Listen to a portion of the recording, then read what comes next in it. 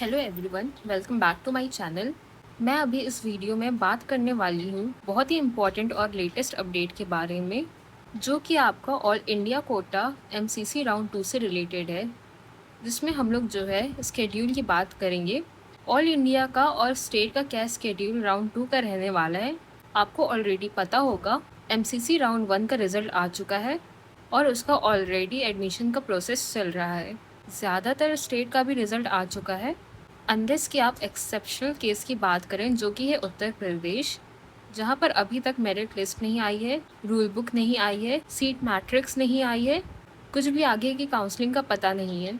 हालांकि मैंने आज वहाँ पर कांटेक्ट भी किया था यूपी डीजीएमई में, तो उन लोग का भी यही कहना है कि अभी कोई भी अंदरूनी इन्फॉर्मेशन उनके पास भी नहीं है कि डिले हो रहा है तो क्यों हो रहा है, या कब तक जो है आपकी चॉइस फिलिंग स्टार्ट होगी, या आगे स्केड्यूल कब आएगा, कब नोटिफिकेशन आएगा, उसका कुछ भी अपडेट उनके पास नहीं है। तो अभी उसके बारे में सिर्फ यह होगा कि आपको इंतजार ही करना पड़ेगा। मुझे लग रहा है काफ़ी डिले वहाँ पर हो जाएगा। हालांकि ऑलरेडी एमसीसी राउंड 1 का जो आपका एडमिशन का प्रोसेस है चल रहा है, उसमें कुछ लोगों के सवाल ऐसे रहे हैं। एक तो था फीस से रिलेटेड। तो देखो, जो लोग अपग्रेडेशन में जा रहे हैं यानी फ्लोट का ऑप्शन चूज कर रहे हैं, तो उनको फीस जमा करने की ज़रूरत नहीं है।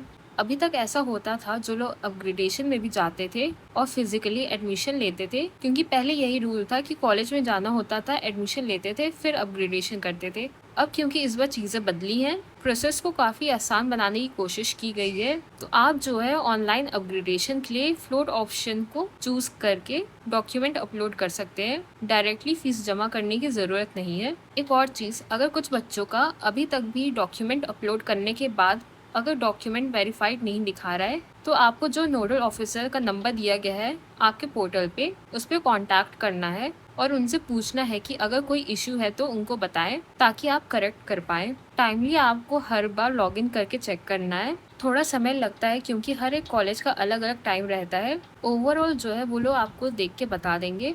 आपको कांटेक्ट भी करना है उनको, अगर वो लोग वेरीफाई नहीं कर रहे हैं तो। बाकी आपको मैसेज तो आ ही जाएगा अगर कोई मिस्टेक होगी, तो ईमेल पर भी और आपके फ़ोन नंबर पे भी, ठीक है। और इसके अलावा भी आप लोगों के अगर कोई डाउट बचे तो कमेंट में बता देना, जो आने वाली वीडियो होगी मैं इसमें कवर करूँगी। यहाँ पर जो सबसे पहले हम बात करने वाले हैं, वो करने वाले हैं यूजी एमसीसी राउंड 2 का जो स्केड्यूल है ऑल इंडिया कोटा का और स्टेट का क्या रहने वाला है। ऑलरेडी पहले चारों राउंड का एक साथ स्केड्यूल आया था, लेकिन उसको जो है बदल दिया गया। रीज़न यह है कि कई बार चेंजेस किए गए, तो इस वजह से जो पुराना स्केड्यूल था वो तो चल नहीं सकता था, और मैंने पहले ही बताया था जो नया स्केड्यूल है वो आएगा। अब यहाँ पर ऑफिशियल आपका नया स्केड्यूल आ चुका है। जो verification of tentative seat matrix है वो 1 और 2 सितंबर को होगी। हालांकि मैं मान के चल रही थी कि शायद इसमें और डेट ये आगे बढ़ाएंगे एडमिशन के लिए, लेकिन ऐसा नहीं किया।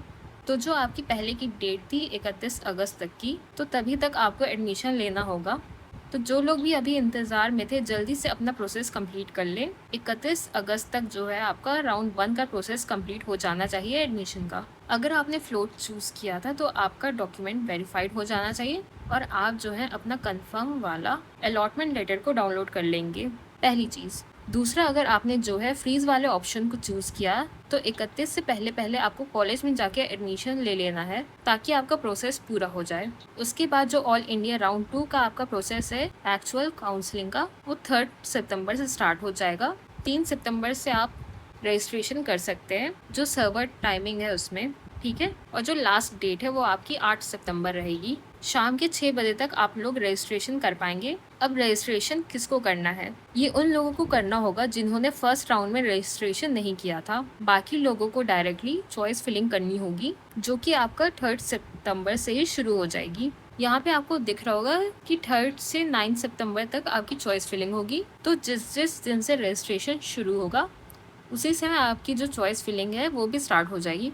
और जो चॉइस लॉकिंग है वो आखिरी दिन होगी 8 सितंबर से लेकर 9 सितंबर के 10 बजे तक। तो 8 सितंबर को शाम के 4 बजे से लेकर 9 सितंबर को सुबह के 10 बजे तक आपकी चॉइस लॉकिंग चलेगी, और वही चॉइस फिलिंग का भी आपका टाइम है। यहाँ पर आप सिर्फ डेट ना देखना, टाइमिंग का भी ज़रूर ध्यान देना। कई बार ऐसा होता है कि आप सिर्फ लास्ट डेट देख लेते हैं और उसमें सोचते हैं कि शाम तक चलेगा, लेकिन सुबह में ही जो प्रोसेस है एंड हो जाता है। तो टाइमिंग का ज़रूर खास ख्याल रखेंगे। आपका जो अलॉटमेंट की प्रोसेसिंग है वो 9 और 10 सितंबर में होगी।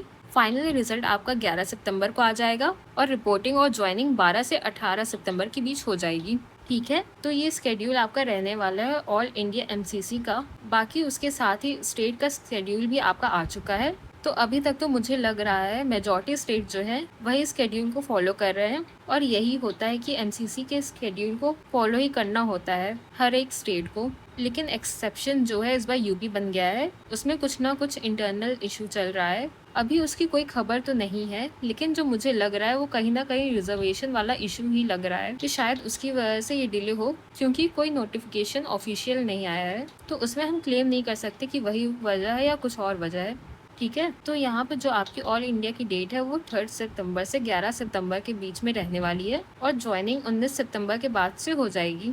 स्टेट काउंसलिंग आपकी 7 सितंबर से शुरू हो जाएगी और 11 सितंबर तक चलेगी। ठीक है, एक चीज़ का आप ध्यान देंगे, स्टेट में जो है राउंड 2 की चॉइस फिलिंग तभी होगी जब ऑल इंडिया के सेकेंड राउंड का रिजल्ट आ जाएगा, लेकिन ये नॉर्मल पैटर्न्स में है। अब जैसे यूपी जैसा केस बन गया है वो एक्सेप्शनल ही माना जाएगा। ठीक है, तो ये आपका स्केड्यूल रहने वाला है। बाकी इसके अलावा भी आप लोगों की कोई क्वेरी या डाउट बचता है नीचे कमेंट बॉक्स में बता देना। बाकी जो लोग चाहते हैं कि एक डिटेल वीडियो राउंड 2 के रूल्स पे बनाई जाए, क्योंकि देखो एक्चुअल काउंसलिंग आपकी राउंड 2 से ही शुरू होती है। फर्स्ट राउंड में तो फ्री एग्जिट था, कोई दिक्कत की बात नहीं है। अब एक्चुअल काउंसलिंग राउंड 2 से स्टार्ट होगी, जहाँ पर एक भी गलती अगर आपने चॉइस फिलिंग में की तो एकदम या तो आपका सिक्योरिटी का लॉस हो जाएगा, जो कि 5,000 से लेकर 25,000 तक हो सकता है, या फिर ऐसा हो सकता है कि आप आने वाले राउंड में कोई ऐसी गलती कर देते हो, काउंसलिंग से बाहर कर दिया जाएगा, क्योंकि यह रूल होता है कि थर्ड राउंड के बाद पार्टिसिपेट नहीं कर सकते। तो बहुत सारी चीज़ें हैं, अब से आपको एकदम चौकन्ना होकर काउंसलिंग करनी है। ठीक है, तो मिलते हैं नेक्स्ट वीडियो में, तब तक के लिए थैंक यू।